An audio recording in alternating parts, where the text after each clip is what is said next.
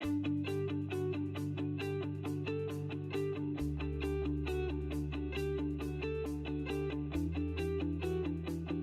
fraud is on the rise. Conservative estimates say that double brokering affects between $500 to $700 million in freight every year. Don't be a statistic. Let the OOIDA Foundation help you protect yourself from becoming the next victim of broker fraud. The number of fraudulent broker-carrier agreements has increased remarkably in these post-pandemic times. Why? Two reasons, really. One, the number of brokers has increased 45% since 2019. And two, scammers regularly target load boards posing as either legitimate brokers or motor carriers, and they're really good at it. These scammers will book loads and pass it off to another carrier, taking all the revenue with them. So, how do we prevent this? First, let's start by dispelling some myths about double brokering. Brokers can and do provide a valuable option in certain circumstances, but we strongly recommend owner-operators never use brokers as their primary mode to obtain loads.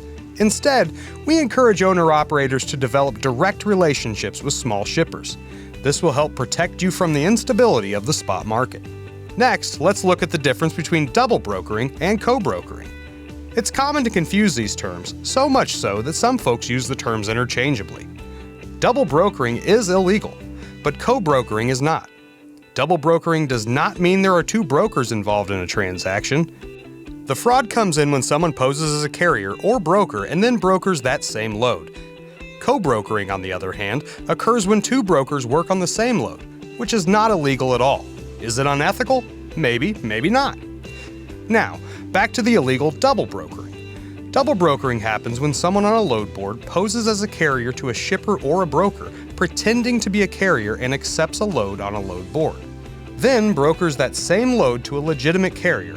The poser scammer receives a payment from the shipper or broker, but doesn't pay the actual carrier. The shipper usually doesn't care because the shipment arrived after they paid the shipping charge, but the carrier does, because they're the real victim of double brokering. Another double brokering scheme involves a broker who passes a load to a second broker without informing the shipper. This is also illegal, but it's not rigidly enforced. Again, if the shipment was delivered without incident, the shipper rarely complains.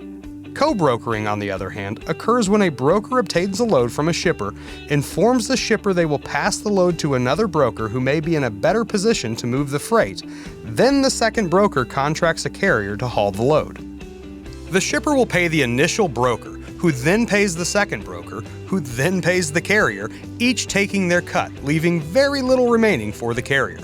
While these types of loads don't pay well, which may seem unfair, they are not actually illegal as long as all parties to the transactions know about it.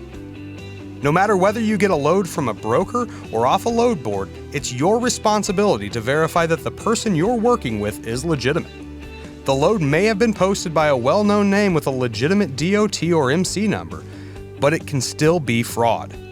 You need to do all that you can to verify and document your transactions with all brokers and load boards. Sadly, there's little enforcement when it comes to double brokering, so your best bet is to protect yourself from it ever happening to you. For more information on broker fraud, please check out our other online videos or call OOIDA at 1-800-444-5791 and ask for the Business Services Department.